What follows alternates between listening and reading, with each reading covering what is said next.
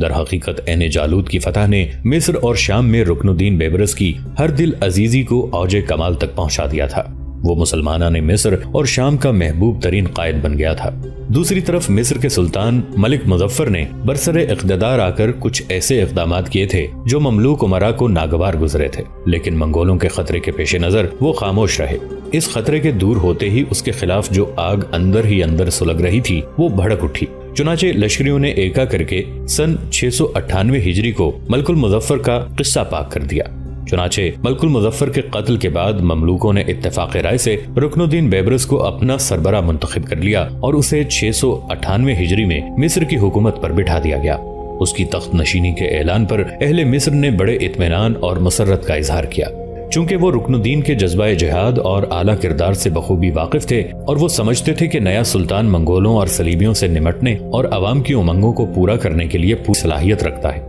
فی الحقیقت رکن الدین پہلا حکمران تھا جس کو نہ صرف مملوک امراء اور لشکریوں کی حمایت حاصل تھی بلکہ عام لوگ بھی اس کے پرجوش حمایتی تھے۔ چنانچہ سریر آرائے حکومت ہونے کے بعد رکن الدین نے بڑی فراخ دلی سے کام لیا اور ان امراء کے خلاف بھی انتقامی کارروائی نہیں کی جو ملک المظفر کے خاص آدمیوں میں شمار ہوتے تھے۔ انتقام اور سزا کا چکر چلانے کے بجائے اس نے ان امراء کو نہ صرف اپنے مناصب پر بحال رکھا بلکہ اور بھی جو کچھ ہو سکتا تھا ان کی دلجوئی کے لیے کیا۔ اس طرح سب مملوک امراء دل و جان سے اس کے ہمدرد اور حمایتی بن گئے تھے۔ مشہور مورخ علامہ جلال الدین سیوطی لکھتے ہیں کہ رکن الدین بیبرس نے تخت نشین ہو کر اپنا لقب الملک القاہر مقرر کیا اور امراء میں سے ایک شخص بہاؤالدین کو اپنا وزیر مقرر کیا۔ چنانچہ بہاؤالدین جو وزیر مقرر ہوا تھا وہ رکن الدین بیبرس کا بڑا ہمدرد اور حمایتی تھا۔ ایک روز اس نے رکن الدین سے کہا کہ جس شخص نے اپنا لقب القاہر مقرر کیا اس نے کبھی فلاح نہیں پائی۔ بغداد کے 19ویں عباسی خلیفہ نے یہ لقب اختیار کیا تو چند ہی روز میں معزول کیا گیا، اس کی آنکھیں نکلوا ڈالی گئیں۔ پھر والی موصل نے اپنا لقب قاہر رکھا، اس کو زہر دے دیا گیا۔ اپنے وزیر کی اس رائے کو رکن الدین نے پسند کیا، چنانچہ اس نے اپنا لقب قاہر سے بدل کر ظاہر رکھ دیا۔ اس طرح تاریخ کے اوراق میں سلطان رکن الدین بیبرس اپنے لقب الملک الظاہر سے مشہور ہوا۔ اب صورتحال یہ تھی کہ رکن الدین بیبرس مصر کا سلطان ہونے کے ساتھ ساتھ لشکریوں کا امیر اور سپہ سالار بھی تھا۔ عین جالوت کے مقام پر منگولوں کو بدترین شکست دینے کے بعد صرف رکن الدین بیبرس ہی نہیں اس کے لشکریوں کے حوصلے اور جذبے بھی بلند ہو گئے تھے اور اب وہ منگولوں سے ٹکرانا اپنے لیے ایک عزت اور سعادت خیال کرتے تھے۔ یہ تبدیلی یقیناً عالم اسلام کے لیے ایک روشنی کی دلیل تھی۔ چنانچہ رکن الدین بیبرس بیکار نہیں بیٹھا، اپنے لشکر کو لے کر وہ نکلا اور بڑی تیز رفتاری سے اس نے ارض شام کا رخ کیا۔ دراصل وہ چاہتا تھا کہ ہلاکو خان کی واپسی سے پہلے شام کے علاقوں میں جو منگولوں نے شہر فتح کیے ہیں وہ سارے واپس لے کر ان کے استحکام کو آخری شکل دے، پھر وہ دوبارہ منگولوں کو ان کی سرزمینوں میں داخل نہ ہونے دے۔ چنانچہ اپنا لشکر لے کر وہ تیزی سے شمال کی طرف بڑھا تھا۔ ادھر 3 بڑے شہروں میں جو منگولوں کے لشکر تھے انہیں بھی خبر ہو گئی تھی کہ مصر کے سلطان رکن الدین بیبرس نے ان کے نامور اور بہترین سپہ سالار قطبوغا کو موت کے گھاٹ اتار دیا ہے، منگولوں کے جرار لشکر کو شکست دی ہے اور اب بڑی تیز رفتاری اور برق رفتاری کے ساتھ شام کے شہروں کا رخ کر رہا ہے۔ یہ خبریں سن کر حمص، دمشق، حمات جران اور حلب میں جو منگولوں کے لشکر تھے انہوں نے ایک دوسرے سے رابطہ قائم کیا اور پھر انہوں نے یہ فیصلہ کیا کہ علیحدہ رکن الدین کا مقابلہ کرنا ان کے لیے خطرات کا باعث بن سکتا ہے۔ چنانچہ تینوں شہروں میں جو منگولوں کے لشکر تھے وہ حلب شہر اور حمص کے درمیان ایک مناسب جگہ جمع ہو گئے۔ اپنے پاس انہوں نے مہینوں کے لیے کافی رسد بھی جمع کر لی اور اب ان کا ارادہ تھا کہ وہ انہی میدانوں میں مصر کے حکمران رکن الدین سے نمٹیں گے اور اس پر ایسی کاری ضرب لگائیں گے کہ اسے مصر کی طرف بھاگنے پر مجبور کر دیں گے۔ دوسری طرف منصور بن احمد کو بھی خبر ہو چکی تھی کہ رکن الدین بیبرس اپنے لشکر کے ساتھ تیزی سے شمال کی طرف بڑھ رہا ہے، لہٰذا اس نے حلب سے چند میل شمال میں قیام کر رکھا تھا۔ یہ خبر سن کر اس نے اپنے چھوٹے بڑے سالاروں کو جمع کیا۔ جب سب اس کے پاس آ گئے تب منصور بن احمد نے پہلے ایک غیر نگاہ سب پر ڈالی، پھر کہنے لگا، میرے عزیز بھائیوں، میں ایک نئی منصوبہ بندی پر عمل کرنے لگا ہوں۔ اگر تم لوگوں نے اس سے اتفاق کیا تو اس پر عمل کیا جائے گا، ورنہ اس کو روک دیا جائے گا۔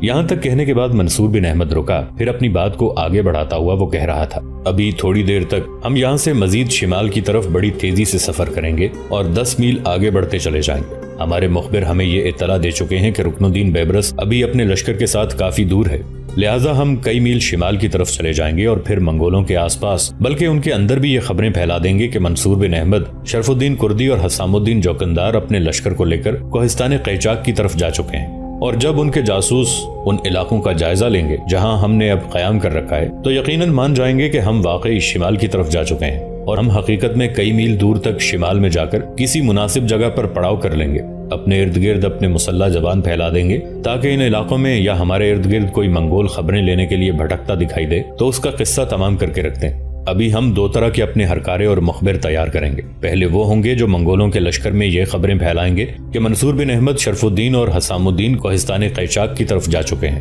دوسرے جاسوس ہمیں رکن الدین بیبرس کی آمد اور اس کے محل وقوع سے متعلق برابر آگاہ کرتے رہیں گے۔ ہم یہ تو سب جان چکے ہیں کہ حمات، جران، حمص، دمشق اور حلب میں جس قدر منگولوں کے لشکر تھے وہ سب یکجا ہو چکے ہیں اور وہ حلب کے نواح میں جمع ہو کر ایک ساتھ اتفاق اور یکجہتی کے ساتھ رکن الدین کا مقابلہ کرنا چاہتے ہیں۔ جو خبریں ہمارے مخبر لے کر آئے ہیں ان کے مطابق منگولوں نے یہ بھی ارادہ کر رکھا ہے کہ وہ رکن الدین بیبرس سے اپنے سالار قطبوغا کا انتقام ضرور لیں گے۔ ہمارے مخبر جب یہ اطلاع کریں گے کہ رکن الدین بیبرس اپنے لشکر کے ساتھ منگولوں سے 5 میل کے فاصلے پر رہ گیا ہے، تب ہم بھی حرکت میں آئیں گے، شمال سے جنوب کی طرف بڑھیں گے اور منگولوں کے لشکر سے 5 میل کے فاصلے پر آ جائیں گے۔ اس کے بعد جب رکن الدین بیبرس منگولوں کے سامنے آ کر صف آرا ہوگا تو شمال کی طرف سے کھسکتے ہوئے ہم دونوں منگولوں کے لشکر کے قریب ہی گھات لگا لیں گے۔ منگول ہو سکتا ہے رکن الدین بیبرس کے آتے ہی جنگ کی ابتدا کر دیں۔ وہ یہ چاہیں گے کہ مصر کا لشکر سفر کر کے تھکا ہوا ہوگا، لہٰذا ان کی تھکاوٹ سے فائدہ اٹھا کر اپنی کامیابی کو یقینی بنائیں گے۔ چنانچہ منگول جب رکن الدین بیبرس سے ٹکرائیں گے تو اس کے بعد ہمارے کام کی ابتدا ہوگی۔ اپنے لشکر کے ساتھ ہم اپنی گھات سے نکل کر منگولوں کی پشت کی طرف سے حملہ آور ہوں گے۔ پھر میں دیکھوں گا کہ ایک طرف سے رکن الدین جب حملہ آور ہوگا اور دوسری جانب پشت کی طرف سے منگولوں پر ہم ضرب لگائیں گے تو منگول کیسے اپنے مرنے والے سالار قطبوغا کا انتقام لیتے ہیں اور کیسے وہ رزمگاہ کے اندر زیادہ دیر رکنے، ٹھہرنے اور جنگ کرنے کی جرات اور جسارت کرتے ہیں۔ حسام الدین، شرف الدین اور دیگر سالاروں نے جب منصور بن احمد کی اس تجویز سے اتفاق کیا تب تھوڑی دیر بعد لشکر حرکت میں آیا اور بڑی تیزی کے ساتھ شمال کی طرف پیش قدمی شروع کر دی۔ اگلے روز منگولوں کے اندر یہ خبر پھیل گئی منصور بن احمد اپنے لشکر کو لے کر کوہستان قیچاک کی طرف جا چکا ہے۔ حلب کے نواح میں جہاں منگول جمع ہوئے تھے وہاں جہاں تک نگاہ کام کرتی تھی منگولوں کا پڑاؤ قائم تھا۔ رسد کے سامان کے علاوہ بار برداری کے جانوروں اور خوراک کے لیے استعمال ہونے والے جانوروں کے ریوڑ کھڑے ہوئے تھے، جبکہ منگولوں کے تینوں اساکر کے سالار یعنی دمشق، حمص اور حلب کے لشکریوں کے سربراہ ایک جگہ بیٹھ گئے۔ جس وقت انہوں نے سلطان رکن الدین سے نمٹنے کی اپنی منصوبہ بندی کو آخری شکل دے لی تب کچھ مخبر آئے اور انہوں نے انہیں یہ اطلاع دی کہ منصور بن احمد اپنے لشکر کے ساتھ کوہستان قیچاک کی طرف جا چکا ہے۔ یہ خبر یقیناً ان منگول سالاروں کے لیے بڑی حوصلہ افزا اور خوشکن تھی اور وہ یہ خیال کرنے لگے تھے کہ اب اکیلے رکن الدین کا مقابلہ کرنے کے لیے انہیں زیادہ تردد کا سامنا نہیں کرنا پڑے گا۔ دوسری طرف منصور بن احمد کے ہرکارے اور اس کے مخبر رکن الدین بیبرس کی پیش قدمی سے اسے برابر مطلع کرتے جا رہے تھے۔ رکن الدین بیبرس جب منگولوں کے لشکر سے 5 میل دور پہنچ گیا تب منصور بن احمد بھی اپنے لشکر کو لے کر منگولوں کے شمال میں 5 میل کے فاصلے پر آ گیا تھا، اور جب رکن الدین بیبرس نے منگولوں کے سامنے آ کر اپنا پڑاؤ کرنا شروع کیا تب منصور بن احمد بھی بالکل قریب آ کر گھات لگا گیا تھا۔ منگولوں کا خیال تھا کہ رکن الدین بیبرس مصر سے منزل با منزل ایک لمبا سفر طے کر کے آ رہا ہے، اگر اس کے لشکری راستے میں سستا بھی چکے ہیں تب بھی ان میں تھکاوٹ کے آثار ہوں گے، لہٰذا اس حالت میں اگر رکن الدین پر حملہ کر دیا جائے تو ان کی کامیابی اور ان کی کامرانی کے زیادہ آثار رہیں گے۔ چنانچہ دونوں لشکر جب اپنی صفیں درست کر چکے کچھ دیر تک منگولوں کے لشکر میں بڑے بڑے طبل بجتے رہے۔ اس دوران رکن الدین بیبرس دشمن کا بغور جائزہ لیتا رہا۔ اس موقع پر ایک طلایہ گر رکن الدین کے قریب آیا۔ اس وقت رکن الدین کے سالاروں میں سے سیف الدین اور ترنتائی بھی اس کے قریب ہی کھڑے تھے۔ اس طلایہ گر نے قریب آ کر رکن الدین کو مخاطب کیا اور کہنے لگا، سلطان محترم، جو خبریں ہمیں ملی ہیں ان خبروں کے مطابق منصور بن احمد اپنے لشکر کے ساتھ کوہستان قیچاک کی طرف جا چکا ہے۔ یہ خبر سن کر ہلکا سا تبسم رکن الدین بیبرس کے چہرے پر نمودار ہوا، پھر کہنے لگا، گو تم مجھے یہ خبر سنا چکے ہو، لیکن میرا دل نہیں مانتا کہ ان حالات میں جب ہم منگولوں سے ٹکرانے کے لیے شام کی سرزمینوں کی طرف آئے ہیں تو منصور بن احمد ہمارا ساتھ دیے بغیر کوہستان قیچاک کی طرف چلا جائے۔ میں اسے ناممکن خیال کرتا ہوں، ہو سکتا ہے یہ بھی اس کی کوئی جنگی چال ہو۔ بہرحال تم جاؤ اور پہلے کی طرح اپنے کام میں لگ جاؤ۔ منگولوں کے لشکر میں کچھ دیر تک طبل بجتے رہے۔ جب طبل بجنا بند ہو گئے تب قبل اس کے کہ منگول اپنی کسی کارروائی کی ابتدا کرتے رکن الدین بیبرس نے اپنے لشکر کو پہلے ہی 3 حصوں میں تقسیم کر رکھا تھا۔ درمیانی حصہ اس کے پاس، دایاں پہلو سیف الدین کے پاس، بایاں پہلو قرنتائی کی کمانداری میں تھا۔ منگولوں کے لشکر میں جو ہی طبل بجنا بند ہوئے رکن الدین بیبرس نے اپنے لشکر کو ہوا کے جھونکوں کے شعلہ شرر اور بپھری موجوں کی یلغار کی طرح آگے بڑھایا۔